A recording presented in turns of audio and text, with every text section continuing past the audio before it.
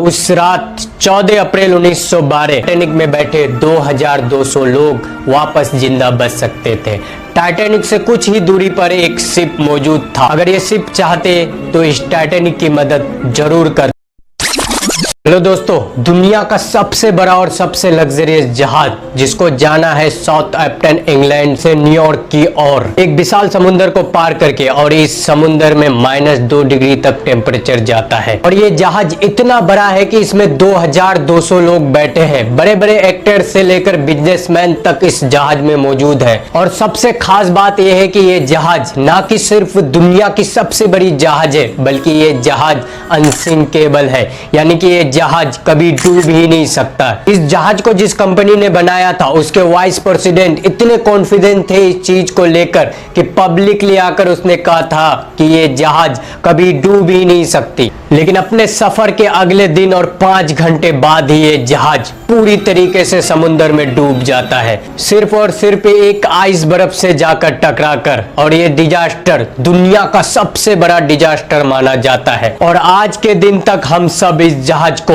RMS Titanic के नाम से जानते हैं। RMS टाइटैनिक के इतिहास में ये इतना बड़ा डिजास्टर था कि इसके बाद कभी दोबारा से RMS बन के तैयार फिर नहीं हुआ। आखिर कैसे जो जहाज को अनसिंकेबल माना गया था वो जहाज अपने सफर के अगले दिन और 5 घंटे में एक आइस बर्फ से जाकर पूरी तरीके से टकरा जाते हैं।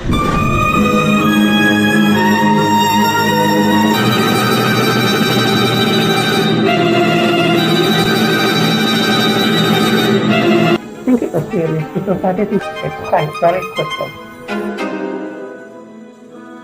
10 अप्रैल 1912 ये वो दिन था जो RMS टाइटैनिक साउथहैम्पटन इंग्लैंड से न्यूयॉर्क की ओर जा रही थी। अगर इस जहाज के अंदर की बात करें तो बार्बर की दुकान से लेकर लाइब्रेरी से लेकर स्विमिंग पूल तक मौजूद था। इस जहाज के अंदर 269 मीटर लंबा और 50 मीटर से भी ज्यादा ऊंचा ये टाइटैनिक शिप था। उस जमाने में इस शिप को बनाने की कॉस्ट पड़ी थी $7.5 मिलियन।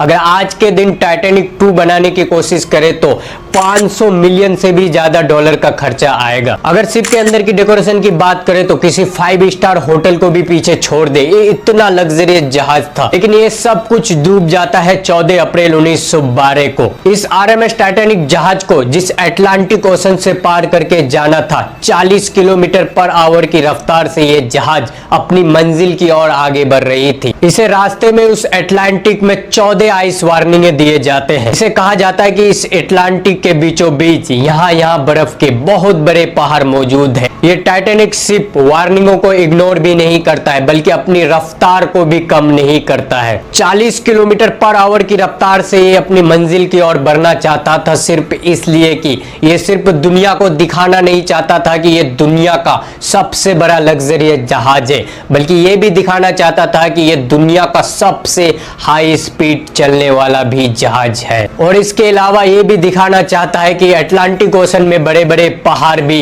इस जहाज का कुछ नहीं बिगाड़ सकता। सिर्फ और सिर्फ एक नए रिकॉर्ड बनाने के चक्कर में देखते ही देखते सूरज ढल जाता है और रात हो जाती है। रात के करीब 11:39 में इस ओशियन में टेम्परेचर जाता है -2 डिग्री सेल्सियस तक। इस जहाज के आगे में देखोगे तो एक क्रॉस नेस्ट बनाया था। इस क्रॉस नेस्ट में एक बंदा बैठा कर रखता है ताकि वो ध्यान रखे सामने में कि अगर कोई खतरा हो तो वो तुरंत बताए। यहाँ पर जो आदमी बैठा हुआ था वो देखता है कि सामने एक बहुत बड़ा बर्फ का पहाड़ है। और ये पहाड़ कोई छोटा मोटा पहाड़ नहीं है, एक फुटबॉल क्रिकेट मैदान के बराबर जितना बड़ा है। 40 किलोमीटर पर आवर की स्पीड से ये जहाज अपनी मंजिल की ओर आगे बढ़ रही थी। और ये आदमी जल्दी से 3 बार घंटी बजाता है। फोन उठाकर वो फर्स्ट ऑफिसर विलियम को कॉल करता है और ये चिल्ला कर कहता है कि सामने बहुत बड़ा बर्फ का पहाड़ है, जल्दी से जहाज को मोड़ो। फर्स्ट ऑफिसर विलियम ये संदेश को सुनते हैं और ये संदेश वो इंजन रूम तक पहुंचाते हैं। जहाज को लेफ्ट डायरेक्शन की ओर मोड़ दो। तब तक बहुत लेट हो चुका था। रात के 11:40 में जहाज जाकर उस आइस बर्फ से टकरा जाता है। The Titanic was a new breed of luxury. The time was 11:40. और देखते ही देखते अगले कुछ ही घंटों में अनसिंकेबल जहाज पानी में पूरी तरीके से समा जाता है। यहाँ पे आप सबके मन में एक सवाल आया होगा कि कोई बर्फ का टुकड़ा आखिर कैसे इतने बड़े जहाज को डुबा सकता है। एग्जाम्पल के तौर पे अगर लिया जाए तो एक बर्फ का टुकड़ा से अगर आप अपनी घर की दीवार काटोगे तो वो नहीं टूटेगा, लेकिन उस दीवार के 10 गुना ज्यादा कोई बर्फ का टुकड़ा उस पर आकर गिरे तो उसके चीथरे चीथरे उड़ सकते हैं। ठीक दूसरा एग्जाम्पल उसी तरह, अगर कोई गाड़ी जाकर पेड़ से टकराता है तो पेड़ का कुछ नहीं होता, लेकिन गाड़ी पूरी तरीके से डैमेज हो जाता है। कुछ हाल यहाँ पे इस टाइटैनिक के साथ भी ऐसा ही हुआ था। मैंने बताया ना कि ये बर्फ का टुकड़ा इतना बड़ा था कि एक फुटबॉल क्रिकेट मैदान के जितना बड़ा था। लंबाई में इसकी 200 गुना 400 ज्यादा था और ऊंचाई में ये उस जहाज के क्रॉस नेस्ट तक पहुंचता था। और इस आइस बर्फ का वजन अनुमान लगाया जा रहा है 1.5 मिलियन टन था। अब जब ये टाइटैनिक जाकर टकराया तो वो सीधे बू के साइड टकराया था, वो सीधे सामने से टकराया था और करीब कुछ ही सेकंड तक ये घसीटता चला गया, क्योंकि टाइटैनिक की रफ्तार बहुत ज्यादा तेज था, जिससे जो डैमेज हुआ था बॉडी में छोटे छोटे छेद होते चले गए। उसके बाद शिप के कैप्टन और कुछ क्रू ब्लूप्रिंट निकालते हैं, वो देखना चाहते हैं कि इस शिप में कितना डैमेज हुआ है, और वो देखते हैं तो वो पूरी तरीके से शॉक्ड हो जाते हैं। वो देखते हैं कि ये टाइटैनिक जहाज अब डूब जाएगा। जिस कंपनी ने इस जहाज को बनाया था, व्हाइट स्टार लाइन कंपनी का नाम था, उसके वाइस प्रेसिडेंट इतने कॉन्फिडेंस थे कि उसने पब्लिकली आकर कहा था कि ये जहाज अनसिंकेबल है, ये जहाज कभी डूब ही नहीं सकती। लेकिन फिर भी ये जहाज कैसे डूब गया? वो इस चीज को लेकर इतना कॉन्फिडेंट इसलिए था कि इस जहाज में डबल बॉटम हल लगाया गया था। इस जहाज में 2 बॉडी थे। पहला जो था इसमें डबल बॉटम हल था। हल जो होता है वो जहाज के बॉडी को कहा जाता है। डबल जो था वो 2 था। वो इसलिए कॉन्फिडेंस था कि अगर एक डैमेज हो भी जाता तो फिर भी ये दूसरा बॉडी काम करता रहेगा और जहाज पानी में तैरता रहेगा। दूसरा, इस जहाज में जो कंपार्टमेंट था वो 16 कंपार्टमेंट में डिवाइड किया हुआ था। अगर 16 में से 4 में पानी भर भी जाता तो फिर भी ये जहाज तैरते रहता। लेकिन आइस बर्फ से जो डैमेज हुआ था, 16 में से 6 कंपार्टमेंट पूरी तरीके से पानी में भर गया था। रात के करीब 2:20 में ये टाइटैनिक जहाज बीच में से 2 टुकड़े में बदल जाता है और 5 घंटे भी नहीं लगते इस अनसिंकेबल, कभी ना डूबने वाले जहाज को डूबने में। और ये जहाज अपने सफर के पहले ही दिन डूब जाता है।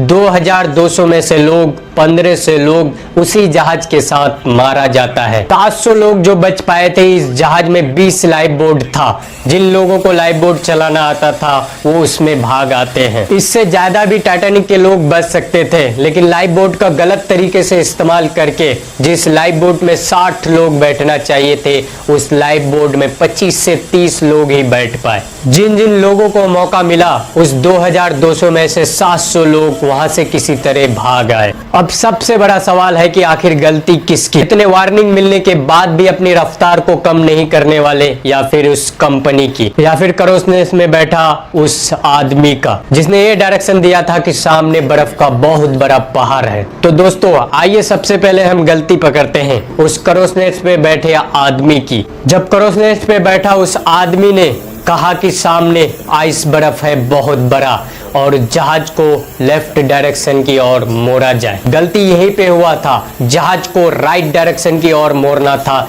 लेकिन इसने जल्दी जल्दी में लेफ्ट डायरेक्शन बता दिया। और इस टाइटैनिक की रफ्तार इतनी थी, जब तक इंजन रूम को ये रियलाइज हुआ कि हम गलती कर चुके हैं, तब तक जहाज जाकर उस आइस बर्फ से टकरा जाता है। दूसरी गलती है इस व्हाइट स्टार लाइन कंपनी की। इसने कैप्टन को इतना प्रेशर दे रखा था, ये चाहते थे ना कि ये सिर्फ दुनिया का सबसे बड़ा और सबसे लग्जरियस जहाज हो, बल्कि ये जहाज एक तेज रफ्तार चलने वाला भी जहाज हो। ये कैप्टन को इतना प्रेशर दे रखा था कि ये अपनी रफ्तार को कम नहीं कर सकता था। तीसरा, जिस दिन इस जहाज को पानी में उतारना था उस दिन एक सेफ्टी ड्रिल होनी थी, लेकिन इस सेफ्टी ड्रिल को कैंसिल करवा दिया और ये डिजास्टर आज के दिन ना कि सिर्फ दुनिया को हिलाया, टाइटैनिक को ले जाकर 3800 मीटर समुद्र से नीचे ले जाकर हमेशा हमेशा के लिए डुबो दिया। और आज के दिन टाइटैनिक 3.8 किलोमीटर समुद्र से नीचे